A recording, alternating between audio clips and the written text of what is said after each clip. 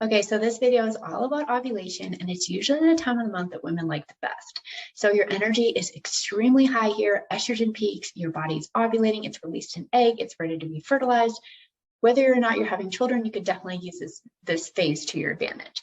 So most of us know ovulation as a time of month in which we can get pregnant. So our ovulation phase lasts about 3 to 5 days.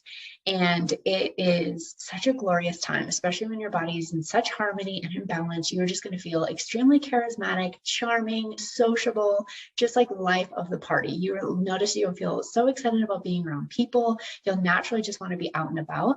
So Mother Nature actually designed us that way to be more sociable, to prepare us to most likely go out and meet a mate to be able to reproduce.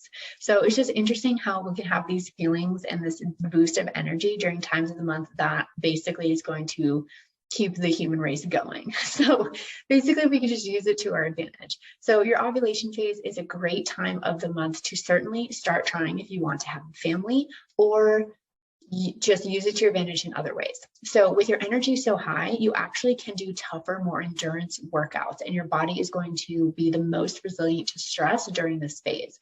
So it's a time that you can probably plan a little bit more on your calendar, which can help you offset, before and during your period when you might need to take a step back or not have as many meetings and you want to work more independently.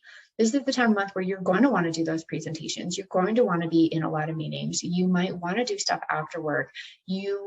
For myself, I noticed I actually need less sleep during ovulation. So I wake up about an hour earlier and I'm just up ready to go. So you can use that to your advantage to be able to get out and do what you need to do. So ovulation is definitely a time where you can put more on your calendar, do tougher in workouts. You can do HIIT classes, spin classes, do a long run or long cycling. If you are into biking, anything that you want to do to really challenge your body here is going to feel better, and your body can adapt even better. So with estrogen being so high, it's a hormone that's associated with feeling very charismatic and energetic, but it can bring some other symptoms to ovulation, like bloating and a bit of moodiness, depending on how your body is going in and out of ovulation. I felt this at certain times of my life, and I would always refrain from alcohol during that time because alcohol increases estrogen, and my body would have always struggled with low progesterone. That's definitely been my Achilles heel on hormone balancing. So I was always trying to be really careful on balancing estrogen. So I'd avoid anything that increased estrogen, like soy, dairy, alcohol. Those components can actually increase estrogen in us and give us some negative side effects. Other women can tolerate it just fine, and it just means that their body's not struggling the way that mine would, basically. So if you notice some of those symptoms coming forward, it can certainly be a sign about ovulation and just kind of wanting to dig it a little deeper into your hormones, because basically your body doesn't want to go through that state. But you will notice just this high energy. So what I used to struggle with greatly before I understood the phases of our cycle and cycle syncing and just having this awareness with our body was I would go through ovulation and I would just feel fantastic. I was like, man, I have so much energy. Like, this is where I want to be. And it's like the holy grail that I held with how life is supposed to be, basically. And then I would go through the week before my period where, as I mentioned, I had PMDD. So I had a lot of very intense physical and emotional symptoms. And I would just be like, well, why can't I just go out and be in my life and feel the way that I did 1 or 2 weeks before?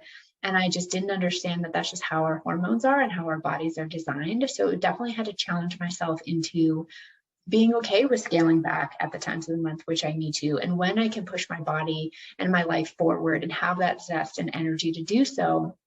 And it's just interesting how you can use each of these phases to more of your advantage, and having that understanding also kind of calms our brain to just be like, oh, okay, it's not necessarily how it's supposed to be. It's just like, this is how I am right now, and it's just another side of me. So just kind of coming to a place of acceptance that your energy might not feel as high all month long as it does during ovulation, and that's okay. You're going to probably feel a little bit more lovey-dovey, a little bit more warm. So just, having time with your partner and your friends and your family is going to feel really good here, and really allow your light to shine forward here, because you're just meant to be producing so many good things in the world, and to be able to bring that positive energy to those around you is such a good thing that we all need to be around, and definitely letting yourself be a vehicle for that positivity. And then with foods, your ovulation phase is associated to summer. So anything that you would eat and want to do in the summer. So definitely light and fresh food. So like fish, chicken again can feel really good.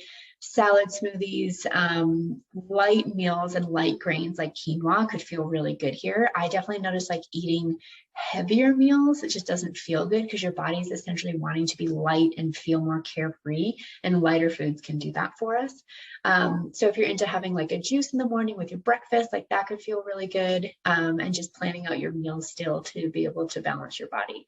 And then we covered workouts, doing tougher workouts, and then for your lifestyle, just making sure that you have a more social things on your calendar. You want to schedule anything that you could be like outward facing and like doing more, like going, basically like just getting out of your home and doing things is going to make you feel good. Like being around people is going to renew your energy and just make you feel more excited. So you might feel like you don't necessarily want to sit at your desk all day. You want to go out and do other things. So you can start planning out on your calendar of creating that space to be able to do that. And then in the next video, we're going to be wrapping up your cycle with your luteal phase.